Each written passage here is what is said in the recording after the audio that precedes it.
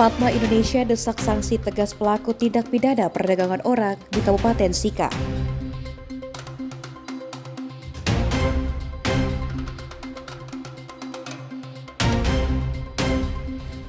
Menteri Trenggono tegaskan peran koperasi dongkrak ekonomi pesisir di Nusa Tenggara Timur.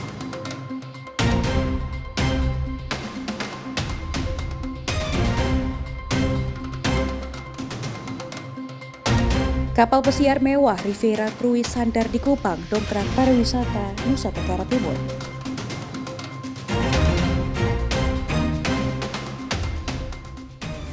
Halo Wirsa, Timur Sepekan kembali hadir menyapa Anda. Selain 3 topik utama tadi, kami juga menghadirkan informasi penting lainnya. Anda juga dapat menyaksikan Timur Sepekan dan program menarik lainnya melalui live streaming www.timortv.com. Bersama saya Salvi Muruk. Inilah Timur Sepekan selengkapnya.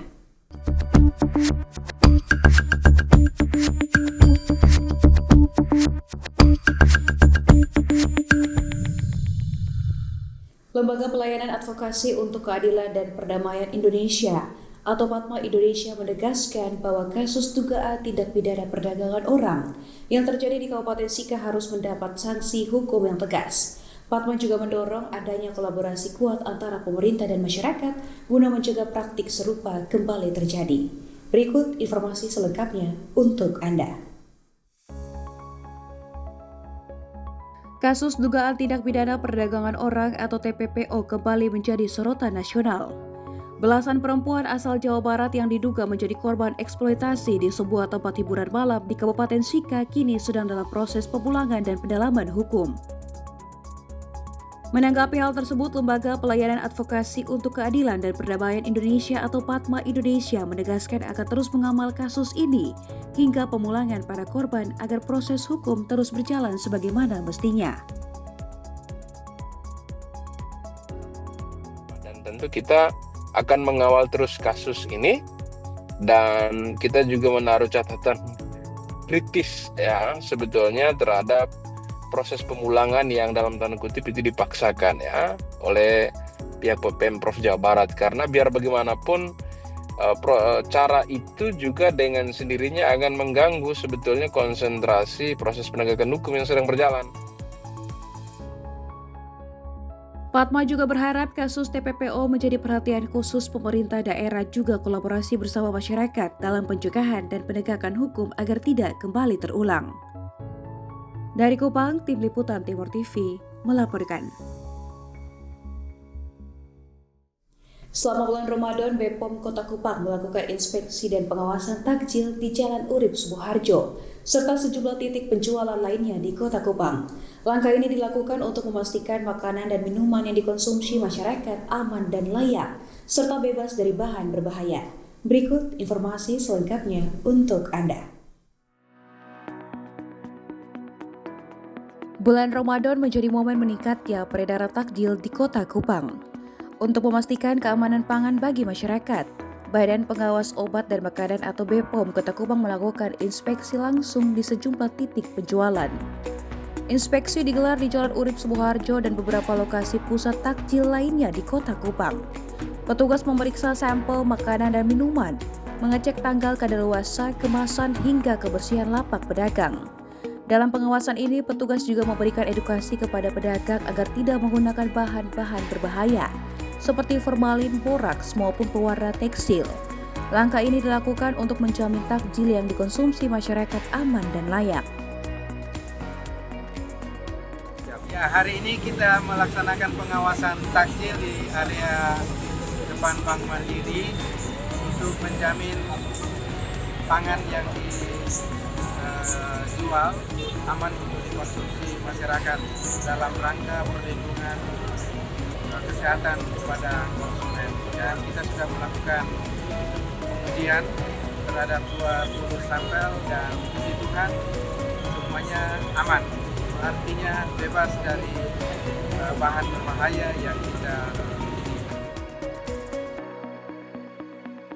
Selama bulan Ramadan, pengawasan akan dilakukan secara berkala. BPOM Kota Kupang menghimbau masyarakat agar lebih cermat dalam memilih takjil, memperhatikan kebersihan serta melaporkan jika menemukan produk yang mencurigakan. pengawasan secara intensif semua titik-titik di kota Kupang yang ada menjual takjil, dan kita akan melakukan penelitian. Untuk di tempat ini mungkin kita pertengahan bulan lagi baru kita datang lagi mengecek. Dengan pengawasan ini diharapkan suasana Ramadan di Kota Kupang tetap hikmat, sehat, dan aman bagi seluruh masyarakat. Dari Kupang, Tim Liputan Timur TV melaporkan.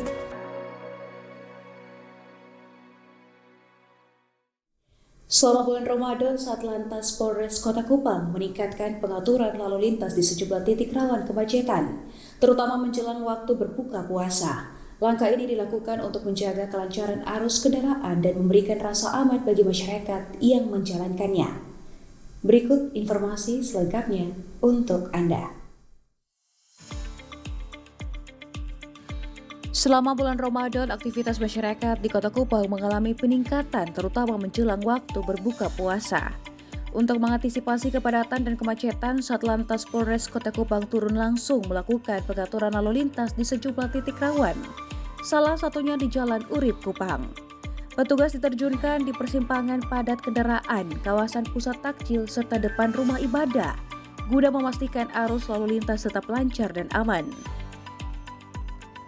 Kepala Satlantas Polresta Kupang Kota, Kompol Sudirman, menyampaikan pengaturan ini dilakukan secara bertahap agar masyarakat Kota Kupang tetap merasa aman dan nyaman saat bulan Ramadan.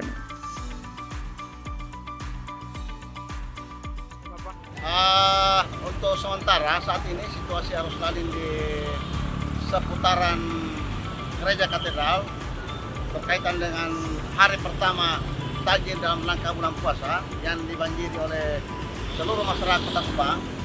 Untuk sementara kami hanya melaksanakan pengaturan arus lalu lintas sehingga masyarakat yang datang menikmati takjil di bulan Ramadan berjalan aman dan lancar.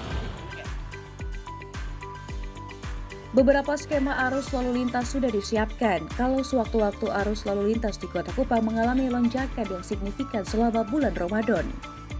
Kepala Satlantas Polresta Kupang Kota, Kompol Sudirman, terus berkomitmen untuk mengawasi lalu lintas dengan menaruhkan 4-5 personil di beberapa titik rawan.